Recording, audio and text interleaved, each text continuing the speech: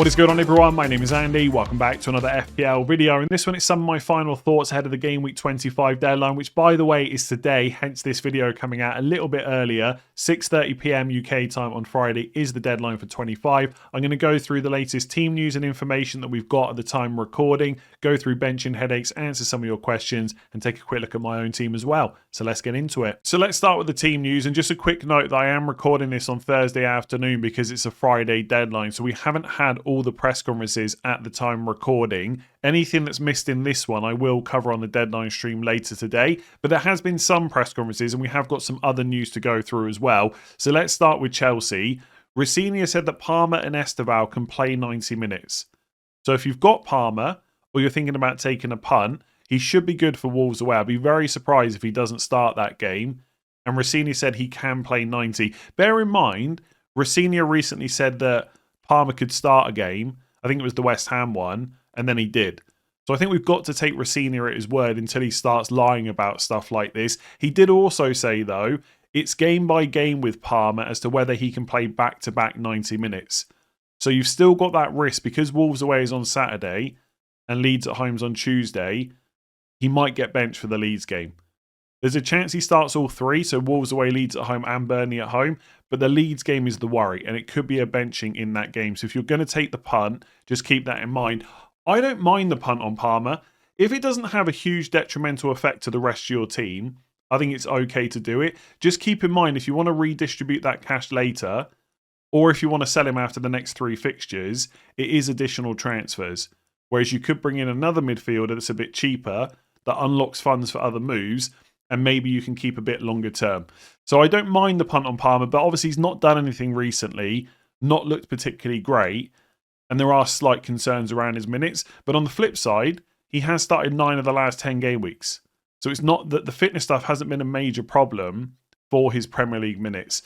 He also said, Rossini, he doesn't know if James and Neto are available. Reece James should not be in anyone's team anyway. For those of you that took a punt on Neto, I guess you keep him and hope he's back for Leeds and Burnley, but there is some risk there. For Arsenal, no press conference at the time recording, but there was a video that went out today on Thursday which showed that Saka, Odegaard and Timber were not involved in open training on Thursday morning. Now, we might get an update on Friday to say they were in training, especially with Timber, but Saka and Odegaard, I suspect, are going to be out. We already kind of know that Saka's going to miss this game, and Odegaard probably will too. But Timber is obviously the one that's new information. Now, we need to wait and see what Arteta says on Friday. At this point in time, I would not panic. If you've got Timber, I would not be planning to sell him. Because even if he doesn't play against Sunderland at home, which would suck, he'd probably be fine for Game Week 26. And this might be a case that his minutes are being managed. So we've seen this before with Timber, that he's missed training because of load management. They don't want to make him play all the minutes in the games and have to do all the training as well. So it has already happened this season, and then he started the next game. So at the moment, I still think Timber's probably okay, but until we get more updates about training tomorrow and we hear from Arteta, it's hard to say for sure. So if you were looking to buy Timber, I'd probably put it off for now. Either go for a different player instead, like Saliba or Rice, or just put the move off until Game Week 26. For Liverpool, Frimpong's not available. Gomez not ready to start, but might be in the squad. Bradley's out for the season. That probably means that Szoboszlai is going to be right back again. Not a huge issue maybe if you already own him because it improves his defensive contribution chances, but I definitely wouldn't be buying him right now.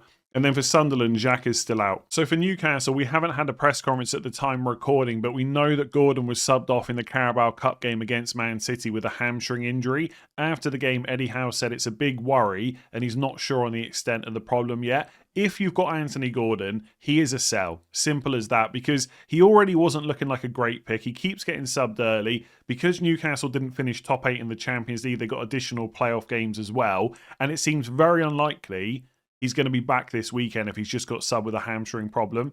So if Eddie Howe confirms later he's out, I would just sell. Which midfielder you bring in depends obviously on who you don't own already. If we take a look at the popular midfielders being transferred in this week, Bruno Fernandes, no-brainer if you don't own him. Outside of that, Declan Rice, if you've got a spare Arsenal spot. If you've got Bruno, or you need a non-Arsenal player, my preference is probably in Burmo. he'd be the one that I would be looking at. Semenyo's minutes continue to be pretty good, but I think I'd prefer to buy him after Liverpool away, and bear in mind that Man City will blank in game week 31 as well. And I do like Wirtz, but I just wonder if it's worth waiting until game week 28 for him. Like Man City at home, Sunderland away, Forest away is not terrible, but the really good fixtures are game week 28 to 30. So I think Wirtz is okay to buy, but I wouldn't buy him before Mbeumo. If you want to go cheaper, then I really like Ismail Assar as well. Let me just bring him up here, who's 6.3 million. We need to wait and see what Glasner says in his press conference. There's lots of rumours going around that Mateta might need surgery on his knee. And if Palace say that's going to happen, I think Sarr's going to keep penalties ahead of Strand Larsen. But again, keep in mind that Palace will blank in game week 31. And on that note, it doesn't mean you can't bring a player in. Just be aware that they will definitely need to be transferred back out later. Do you have enough transfers to deal with that without having to take hits and stuff like that? So Mbeumo, Wirtz, both good. Obviously Declan Rice as well. Bruno Fernandes, no-brainer. Semenyo probably more from game week 26, I would say. For Nottingham Forest, Sells and Hudson-Odoi are doubt, so it's quite likely that Ortega will make a debut in goal. He's 4.7 million though. Like if FPL had priced him at like 4 million, and he looking like he was going to start for Nottingham Forest and keep his place, it might be a bit more interesting. But for 4.7 million, there's no need to rush out and go there.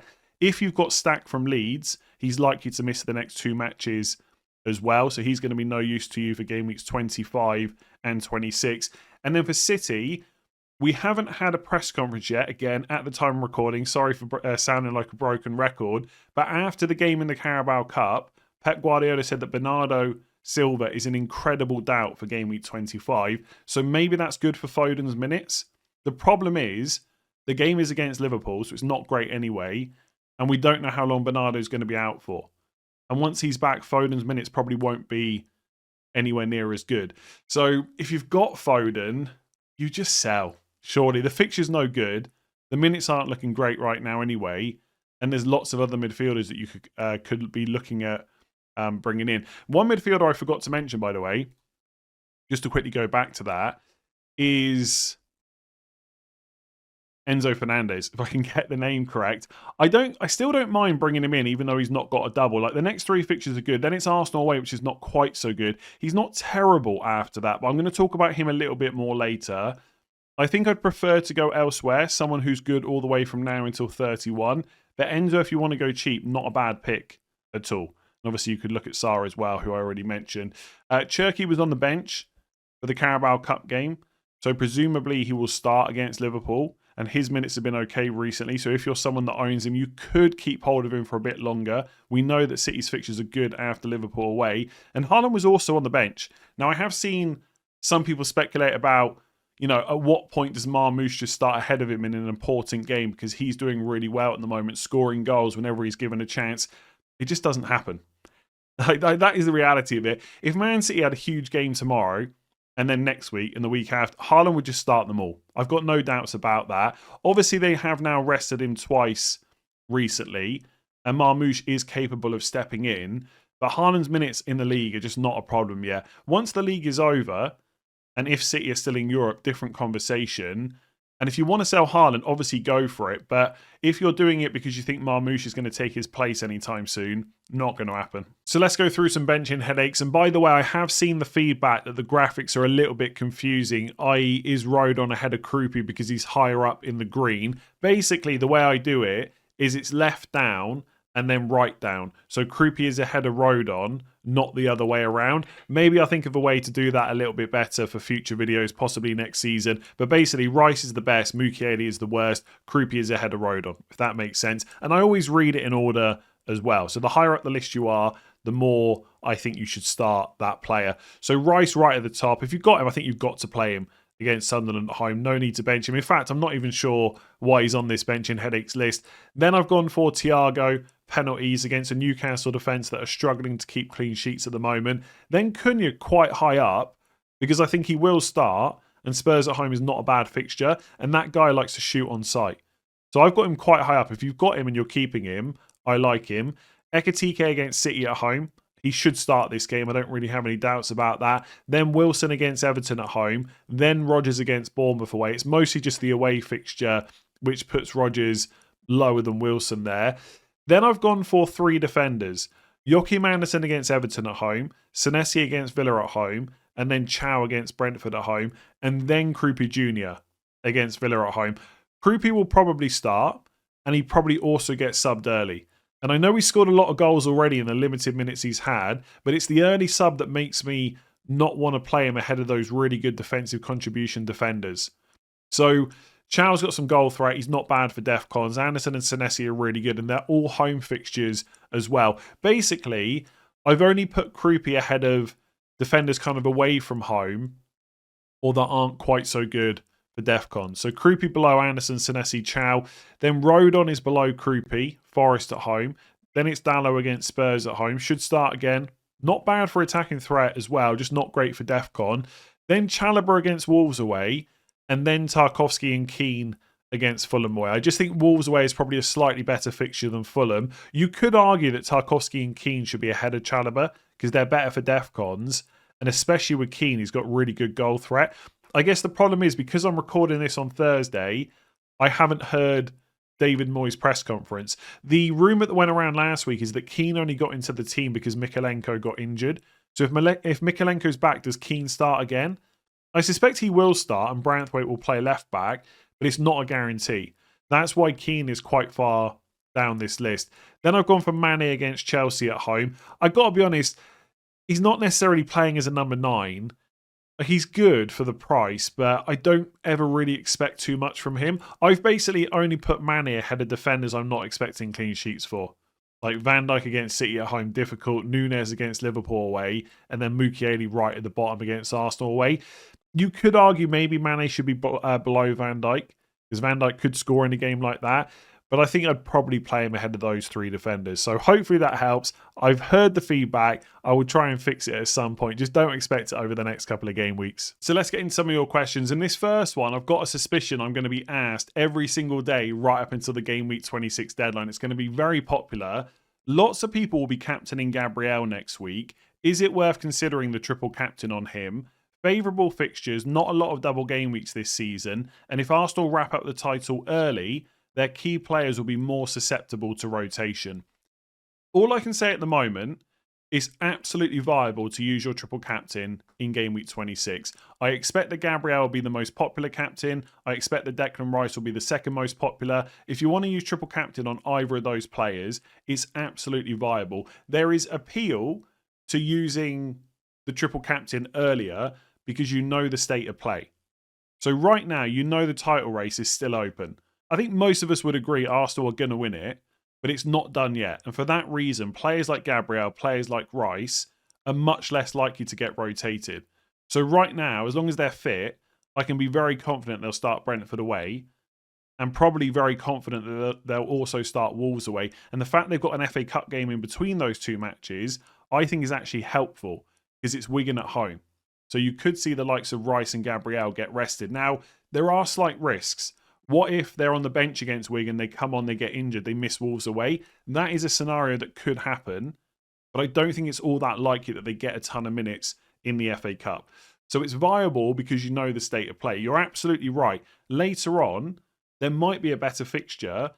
Like, let's say Arsenal have got Burnley at home in game week 37. You're not sure about triple captaining a defender. You want to wait for that Burnley at home fixture in game week 37. But if the title's over and Arsenal are still in the Champions League, the likes of Saka, Rice, etc. might be being rotated more often than they usually would be. Now, that does open up other opportunities, of course, right? Let's say you get to game week 37 and Saka's not playing the Premier League games because he's being saved for Champions League. Maybe you go Madueke against Burnley at home. But then you've got to ask yourself, is that better than triple captaining in a double game week?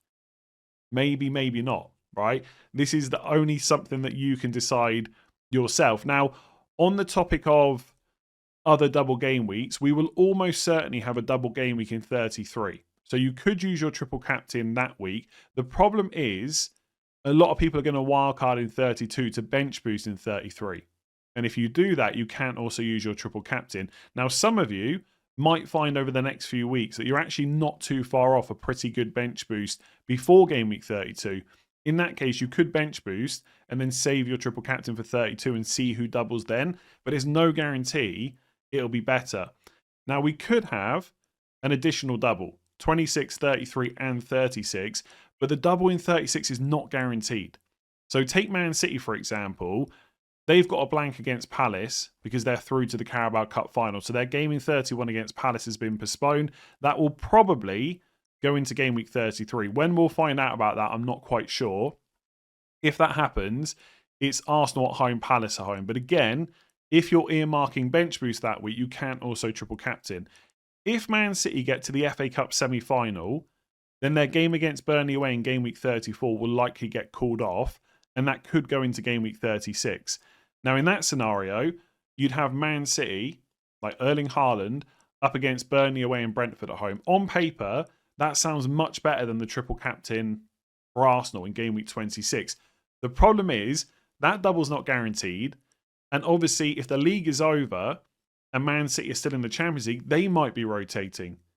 Now, if the rotation is perfect, where Haaland starting in the Champions League, Marmoush is starting in the league, then of course, massive differential. Marmoush, Brentford at home, Burnley away. But right now, I cannot guarantee you that's going to happen. Either the double or the rotation or what the minutes will be like. So, I don't know. I guess the question people will have is, am I going to triple captain? I'm really not sure. I suspect I will, for all the reasons I've just mentioned. I know Gabriel will play twice, or at least I'm very confident. I can't guarantee anything later on. So I suspect for that reason I will triple captain. But I'll be honest, my gut feeling is I'm not all that happy about it. Maybe because it's a defender, but also because the games are away from home. Now, obviously, Arsenal are still very likely to get a clean sheet in both games. Like, there's a great chance that could happen. We know he's got goal threat. He's got defensive contributions in his locker as well. He's a good pick. But there is something telling me just don't do it. The reason I think I will do it is because I can't guarantee what will happen later. And am I going to be happy? Like, let's say there is no doubles. Will I be happy using it in a single game week instead? I'm not so sure. And the other problem, because I had a look at this just a second ago, when you look at the teams that you might want to like triple captain a player from, Man United, Arsenal, Man City, etc., they don't have many great fixtures on paper later on in the season. Like for Arsenal, it would be Burnley at home in game week 37, but as I've already discussed, the title could be over. If you look at Man United, like triple captain Bruno Fernandes, let's say he doesn't have a double, but you want to do it in a single. Once you're past 33, like Brentford at home, Liverpool at home, Sunderland away, Forest at home, Brighton away. Like, let's say you got to 37 or 36, you haven't used your triple captain on Gabriel or Rice in 26, triple captain Fernandes against Sunderland away or Forest at home. Like, if you had to, fair enough, but you wouldn't be targeting that, right? And it's the same for Chelsea. Let's say Cole Palmer plays himself into some form finally. Well, he's about to play Burnley at home, Leeds at home. So you're going to have lost those fixtures. You go later on, the fixtures from 33 onwards for Chelsea, Brighton away, Forest at home, Liverpool away, Spurs at home, Sunderland away. Like, it's not that great. For that reason, I'll probably use it. I mean, there is part of me that's a little bit tempted to try and force the bench boost before I wildcard. But because I can't guarantee I'm going to be able to do that, I don't know if I want to put off using the triple captain. I don't know. Oh, I pressed the wrong button there.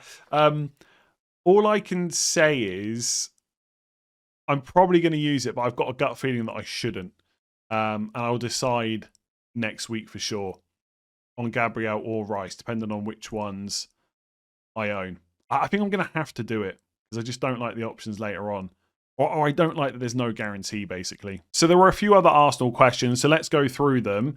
First one, I've got to sell Saka but already have Rice. Would you take a -4 to bring in Timber or Raya for Sunderland and write off the 4 points over the next 3 game weeks? Probably not. Ideally, you just make one move this week, so Saka to Mbeumo, Semenyo, etc. And then next week you bring in your third Arsenal, whether that's Raya or Timber. I think it's hard to justify a -4 even with Sunderland at home. And I know people will say over the next few weeks they'll pay that -4 back, but you don't have to take the -4, right? You can just make the second transfer next week. And obviously with the Timber training stuff, at least at the time recording, I'm not sure you can justify a -4. And a goalkeeper -4 just sounds rubbish. Like, what's the maximum Ray is going to get this week? Probably 6 points. So your current goalkeeper would have to score less than 2 for that to pay itself off. So I probably wouldn't. In general, though, and I know this is going to sound very contradictory, if you have gotten yourself into a position where you cannot get 3 Arsenal without a hit, I would do it, either this week or next. Is Madueke an option? Yes. Is he a good option? Less sure about that. I'm pretty confident that he will start both games in the double if Saka's out. The problem is we don't know exactly how long Saka's out for. The exclusive article that came out a couple of days ago before the Carabao Cup semi-final said that he's aiming to be back for the Spurs game, essentially, in game week 27. But that Wolves away game in 26 is pretty close. So if he's back for that, would he get some minutes? Probably. Might be off the bench. But look, Madueke, we've already seen when no Saka is still getting subbed early. They can use Trossard on the left and Martinelli on the right. And so if Madueke's only going to play 60 to 70 minutes in both games, is that worth it? And the problem is, if you go for Madueke and Rice, it means you're only going for one defender. And surely double defence is better than Madueke. So I don't want to sit here and say that all the, like, outside of Timber, Saliba, Gabriel and Rice and Raya, there's no other options, but they do all feel a little bit dodgy. I don't want to put people off going for them because I'm sure I'm sure Madueke, Martinelli, Trossard, one of those will probably be the highest scorer. That tends to be what happens, but trying to pick which one is difficult. Because if Madueke starts, does Trossard definitely start both games on the left? Probably. But Martinelli's there as well. So for the third question, who's the best Arsenal attacker to bring in outside of Rice? It would have to be Madueke or Trossard for me. Like, Havertz is probably going to get good minutes, especially if Odegaard's out. But that's not guaranteed. You've got Eze there. Gyökeres, you can't guarantee the minutes because of Jesus. There's just too much competition. So I think because Saka right now is out, I'd probably lean towards Madueke. But I would not be surprised if it's Trossard. I know it's boring, but I would just get Rice.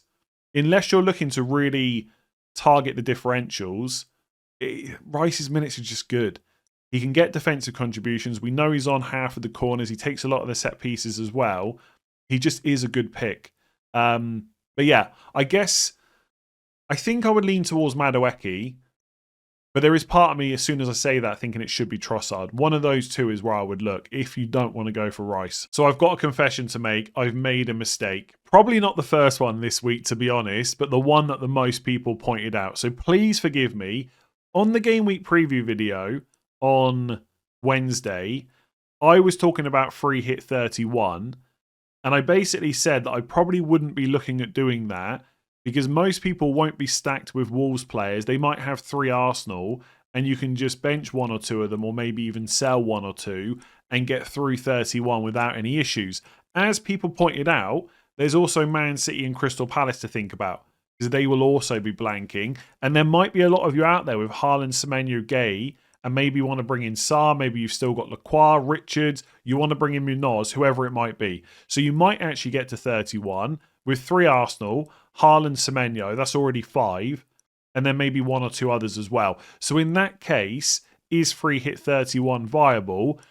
Possibly, but it's hard to know how much more useful that free hit will be later on. And also, part of the reason to use a free hit is because you want those players longer term. For Man City in particular, when you look at their fixtures after 31, it's Chelsea away in 32 and then Arsenal at home in 33. Now, to be fair, if the Palace game goes into 33 and they've got a double of Palace at home, Arsenal at home, you probably would want 2 or 3 City players.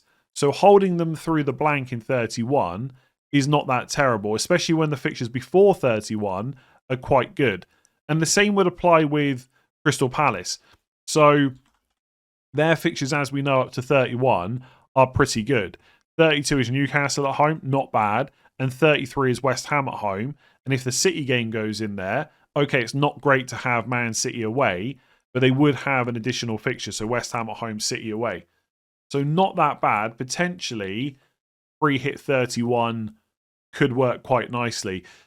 You will have a double in 33. I guess one of the problems you might run into is at the moment it's difficult to know which other teams will double in 33 because a lot of it will rely on who gets to the FA Cup semi-finals, and we're not going to know that for quite a while. So you might free hit and your City and Palace players are great, but there might be a bunch of other teams that are doubling as well that you want to target, and then you don't have enough transfers to maybe bring them in. And if you free hit in 31 and then end up needing to wildcard soon afterwards, then you might get stuck with the blanks in game week 34. And do you trust Crystal Palace enough to bring a load of their players in right now? I mean, it's not on paper a terrible strategy. Like, Arsenal are good the whole way through, City are pretty good, and Palace's fixtures coming up are great. But do you have enough chances to go and get Sarr and Munoz and get your Arsenal players in place? Like, I think basically free hit 31 is for specific teams where you've already got 3 City, 3 Arsenal, you want to bring in a couple of Palace and you're not looking to sell any of them. Maybe it'll work for you, but it's hard to know for sure. I kind of already mentioned this. The template strategy probably won't, well, not saying it probably won't be the best one. It will probably be quite good, but it won't be the only way to play it. If your team is set up in a way where you're going to have a ton of players in 31 blank and you don't want to sell them, you could free hit 31 and just play it a different way. That's absolutely fine. And it could work out really nicely. That you land in 33 with a bunch of double game week players, you don't need to wildcard, and you just do it in 34 instead. So you free hit 31, wildcard 34, and just use transfers to work out the double in 33. It could work out really well. But again, I just don't know if it will. It's hard to say. All I would say is, if you're in a similar situation to me, where you're going to have 3 Arsenal and 1 Man City and Erling Haaland, you haven't got Gay, you haven't got Semenyo, there is no way I'd be confident enough in free hit 31 to start bringing tons of those players in. So I wouldn't get to 26 and start bringing in Sarr and Munoz and Semenyo and Gay and locking in free hit 31. I wouldn't be confident enough in that strategy. But if you're already in a position where you've got a ton of those players, you could definitely play it that way. And it may work out really nicely. So again, apologies for overlooking that. I did say to a few people I'd try and put it in this video. There you go. I've made a mistake. I'm only human. Please do forgive me. So is it worth buying 1 to 2 Wolves players and bench boosting in game week 26? Or do you see a better use of the chip later on? Now, in terms of using it later, the popular chip strategy at the moment is to wildcard in game week 32 and bench boost in game week 33. There's a couple of reasons for that, right? We know there's going to be a blank in 31, and by the time you get to 32, you should have a lot of information about what the blanks and doubles will look like for the rest of the season. So that's a popular wildcard window, and it's always handy to bench boost after you wildcard because it's easier to set up. Additionally, game week 33 will be a double game week. So the hope will be that it'll be a big enough double that some, if not all, of your players on the bench have double game week fixtures. So more likely to get points than in a single game week, which is what you would have to do coming up. Because even if you buy 1 to 2 Wolves players, they've got a double. The chances are they'll be in your 11. And so the players on your bench will be single game week ones. The hope in 33 is that it's a big enough double where you've got 14 to 15 double game week players. Now, I suspect that won't happen. My gut feeling is we'll get to 33. There will be doubles, but there won't be enough players to have 15 double game weekers. So you might have like 1 or even 0 double game weekers on the bench, in which case it's not that dissimilar to just bench boosting soon. The key thing is if you're going to wildcard later, it's just easier to set up. So there are reasons to save it, but it's not the be all and end all. If you use your bench boost before you wildcard, you don't have to worry about it later. And maybe it opens up other options to do different chip strategies like triple captain 33, for example. So there's no right or wrong here. All I would say is, if you're going to use the bench boost before you wildcard, that is fine. If you've got 4 players on your bench with good home fixtures that are going to start and are likely to get you some points, I think it's worth considering. I just wouldn't force it. Like using 1 or 2 transfers to get Wolves players for a double that is okay, but not much more than that, for players you're probably not going to make use of after the double, I'm not sure that's worth forcing. Like Palace away, Villa at home, Liverpool at home, Brentford away, blank after the double's not great. Mane, maybe use him in some of those fixtures, but I suspect he'd be on your bench in all of them. Is it worth using a midfield spot on a Wolves midfielder or a defensive spot on a Wolves defender? I'm not so sure. I just don't think it's worth it. So I probably wouldn't force it, but a lot of you will find over the next few weeks, your bench is going to look good in some game weeks. So for example, if you've got Dubravka, I mean, even this week, West Ham at home, not bad. But in 28, it's Brentford at home. and in 30 it's Bournemouth at home. So take game week 28, for example. Depending on how your team is set up, you might have Dubravka on the bench, who's got Brentford at home. If you've got Krupi, he's got Sunderland at home. And let's say the rest of your defence is so good that James Hill is also on your bench. You might have Dubravka against Brentford at home and then 2 Bournemouth players against Sunderland at home. That's a pretty good bench boost. There's no guarantee the 1 in 33 would be better than that. In that case, if you can get to a decent bench with minimal transfers, I'd be very tempted to do it. I am open to this idea. And I think the fact that Krupi keeps getting minutes makes it a possibility, essentially. I've also looked at game week 30 as well. I guess the only downside that week is Dubravka's at home to Bournemouth. And if you're going to go for Krupi, he's going to be playing against your goalkeeper. But if Krupi scores and Dubravka gets a bunch of saves, that might be okay. Yeah, and I mean, if you're holding on to like Sunderland defenders, they've got Brighton at home. So if you've got Alderete, Mukiele, Reinildo on your bench, you could use them against Brighton. Palace have got Leeds at home for those of you that are holding Richards, for example. Now, you've got to check what your actual bench is, because if you've got Richards against Leeds at home, you're probably going to likely to play him. But it might be that you get to 30 and your bench just looks really good. Like, let's say you've gone the Timber Gabriel route and you still own them in 30. You're going to play them against Everton at home. So it is potentially realistic that a Mukiele against Brighton at home or a Richards against Leeds at home are genuinely on your bench. So, yeah, again, there's no right or wrong here, because I keep repeating myself. I can't guarantee what's going to happen later on. We know there's likely to be a double in 33. It's just how big will it be? So I think if I fall into a bench boost or close to a bench boost over the next few weeks, I think I will use it, but I'm not going to force it. We've got a blank to contend with in 31, a double in 26. There could be injuries and stuff like that. If it's not possible, I will just wait till I wildcard, even if the bench boost is not that great afterwards. So what do you think of Cunha as an option, and what will his minutes be like? With Cunha, for me, if you've got him, you probably keep him, unless you're struggling with midfield spots. So if you're looking at your midfield thinking, I've got to bring in Declan Rice, but I don't know who to sell, it's got to be Cunha, fair enough. But for everyone else, I'd probably keep him because Spurs at home is quite good. But I wouldn't buy him. Not really, because the minutes would be a slight concern. We've had 3 games under Carrick so far. He was benched for 2 of them, and he only started the last one because Dorgu was injured. Now, he did do well, and Dorgu's out for a while, so the chances are Cunha does keep starting. But until we see more games with Carrick, it's hard to guarantee that. Like when the first sub was made, or when Šeško came on and Cunha went off, it was Mbeumo that went to the left. So is there a possibility that they could start a game with Mbeumo on the left, Ahmad on the right, and Šeško through the middle? It's possible. Do I think it's likely? Not really. But because there is that slight doubt there, I just wouldn't go for Cunha. I think you've probably got to find the money for Mbeumo instead. And if you don't have that money, I would just look elsewhere. Maybe go right down to like a Sarr or an Njai, an Elliot Anderson, someone like that, and then use that money elsewhere. So I really like Cunha when he plays, and he has done really well under Carrick so far. And I suspect he will start on the left, probably in game weeks 25, 26, 27, etc. But there'd just be a little bit of doubt there. I know it's easy to say we need to see more games, but it does feel a bit like that. Šeško's done okay when he's played.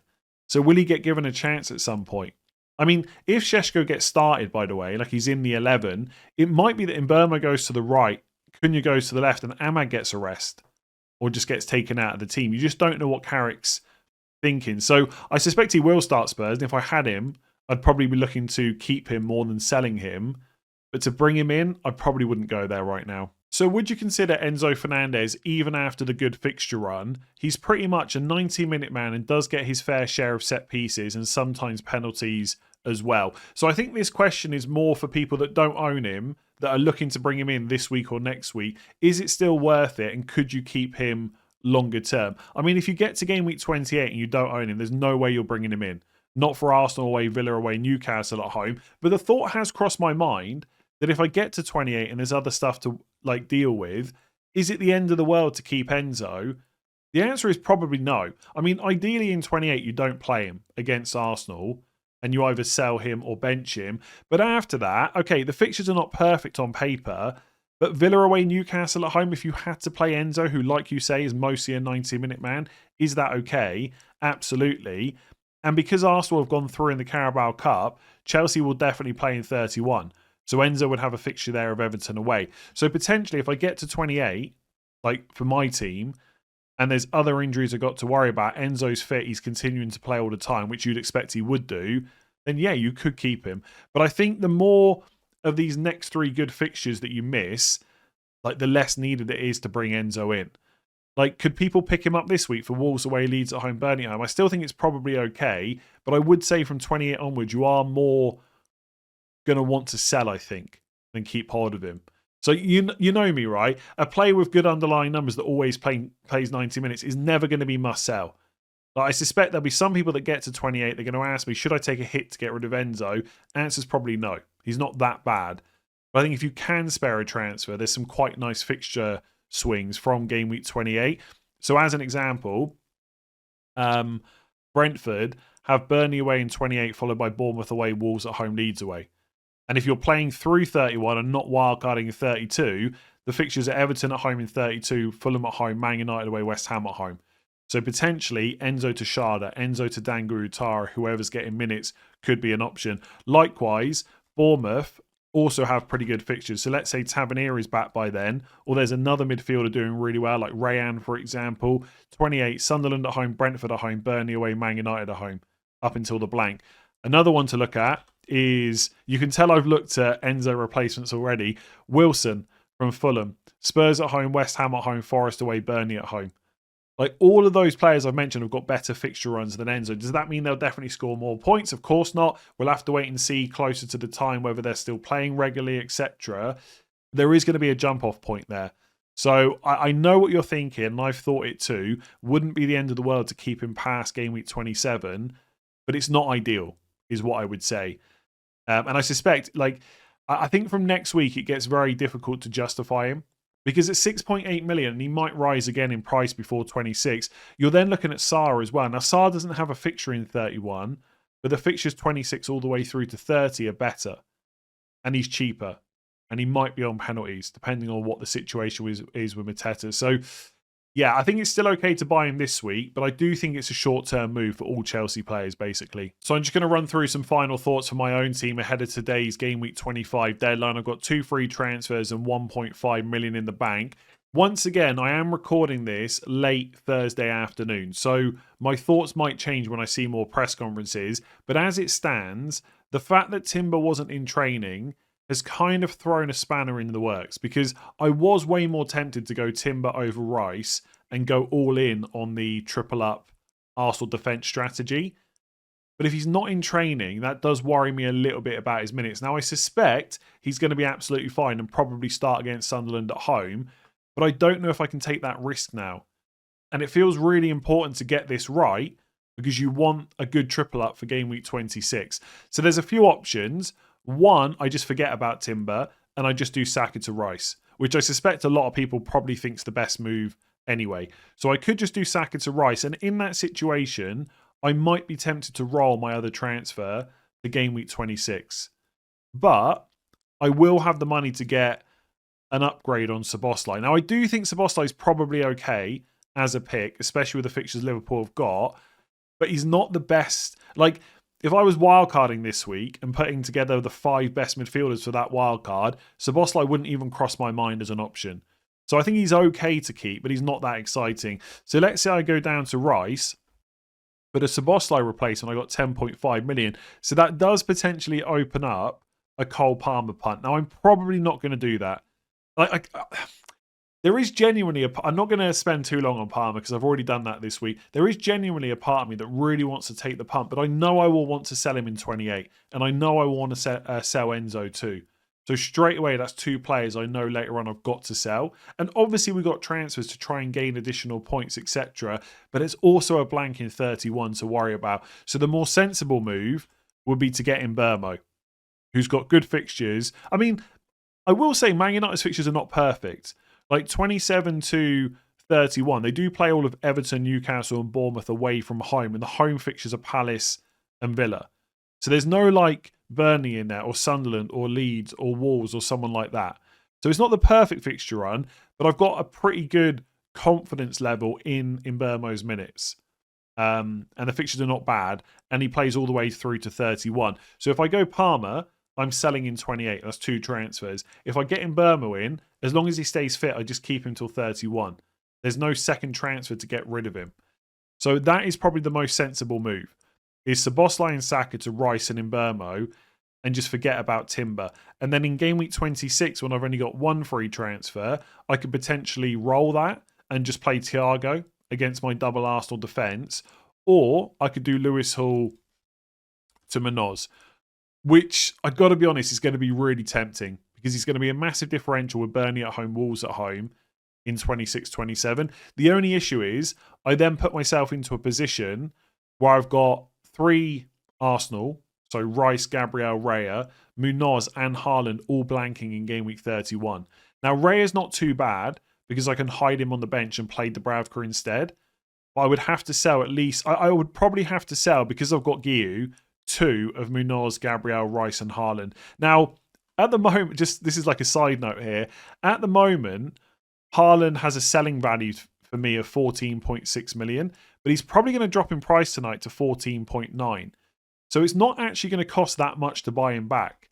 So I might actually sell Haaland for game week 31, especially if Watkins is looking good. I don't think there's really, I mean, potentially Ekitike as well. He would be away to Brighton. So home to West Ham, Watkins, or away to Brighton, Ekitike, they are potential options for me. Maybe even Visser against Sunderland at home. So I'm not against selling Haaland, but ideally him and Gabriel, they're probably going to be needed on wildcard. I've got a lot of value tied up in them. I probably want to keep them. But that is what I could look at doing. Or I just ditch the Munoz thing and roll to 2 free transfers in 27. Part of me keeps thinking back to last season. So, and I know some people find rolling transfers incredibly boring. I get it, right? You don't have to play it the same way. But this time last year, I kept talking about rolling because we had a blank and a double and stuff like that to think about. And I can't remember exactly what moves I made. I don't know if I got greedy or I just made a mistake, but I ended up using transfers I didn't really need, and then I had to take a hit in the blank. And ideally, I don't want to take any hits unless I need to. And so that's why I think the most sensible move is just to get in Mbeumo instead of Palmer. And probably to not get Munoz as well. That just leaves me in a better position because I don't have to then take out an additional blank player in 31. And the thing is, Hall's just not very good. Spurs away, City away after this week, Chelsea away in 30. I mean, he does have Sunderland at home in 31, but I could always come back to him. Yeah, I think it's going to be Rice and Mbeumo currently. Again, my thoughts might change once I see the press conferences, but it's a little bit more difficult to justify Timber, and it's really annoying because I suspect he'll be fine. If Arteta says he's fine, by the way, I might go Saka to Mbeumo, Hall to Timber, and then worry about Szoboszlai next week. Just, do I want that Munoz punt? I don't know. As it stands, it's Thursday afternoon. It's 4:44 p.m. Rice and Mbeumo is what I'm thinking. I didn't really want to sell Szoboszlai, but I think it's worth it. And that midfield looks pretty good. Mbeumo, Enzo, Rice, Fernandez, Anderson. Also, by the way, just going quickly back to the triple captain conversation, in a weird way, going for Rice over Timber makes me less want to triple captain Gabriel. If I had triple defence, Raya, Gabriel, Timber, I'm all in. Let's go all in with the triple captain as well. Because if it works out, it's huge. Whereas now it's a little bit less interesting if I go Declan Rice. Maybe I just triple captain Declan Rice. That's an option as well. I don't know. It's the 2 away games that's putting me off going for Gabriel. Even though on paper he's probably the best option. I don't know. That's a decision for next week.